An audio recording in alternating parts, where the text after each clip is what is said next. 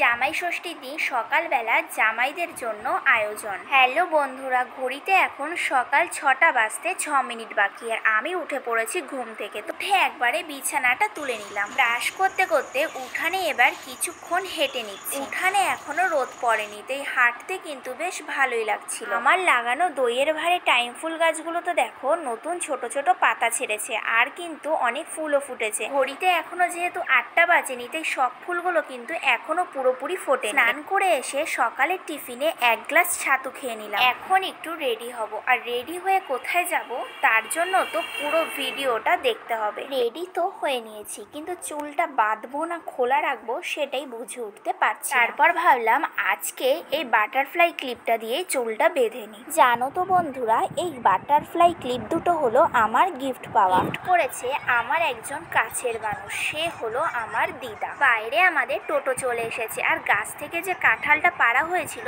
সেইটা কিন্তু বাবু গাড়িতে এখন তুলে দিয়েছে। চারজনেই রেডি হয়ে এবার উঠে পড়লাম গাড়িতে, কারণ আমাদের এবার বেরোতে হবে। গাড়িতে উঠেই সানগ্লাসটা পরে নিয়েছি, কারণ বাইরে প্রচন্ড রোদ। বাবু গেছিল মিষ্টির দোকানে মিষ্টি নিতে, আমরা যাচ্ছি জলেশ্বর মন্দিরের সামনে থেকে। চলে আসলাম এবার গাইঘাটা যশোর রোডে। রাস্তার পাশের এই সারি সারি গাছগুলো দেখো দেখতে কতটা সুন্দর লাগছে, তাই এখান থেকে একটা ভিডিও ক্লিপ নিয়ে নিলাম। এটা হলো গাইঘাটার যমুনা। তোমাদের মধ্যে কেউ যদি গাইঘাটা থেকে আমার ভিডিও দেখে থাকো তাহলে কিন্তু অবশ্যই কমেন্টে জানিও। আমাদের সাথে গল্প করতে করতে আমরা কিন্তু গন্তব্যে চলে আসি। আর এই যে সেই বড় কাঁঠালটা, যেটা বাবু আর মা দুজনে মিলে কিন্তু গাড়ি থেকে নামিয়েছে। এই যে আমার কাছের মানুষ, যে আমাকে নির্দ্বিধায় ভালোবাসে। খেয়ে নিচ্ছি এবার লেবু জল, যেটাতে এই গরমে মন প্রাণ দুটোই শান্তি পায়। চলে আসলো কিন্তু ছোট মায়ের ষষ্ঠী স্পেশাল, আর জামাই মেয়েরা আসবে না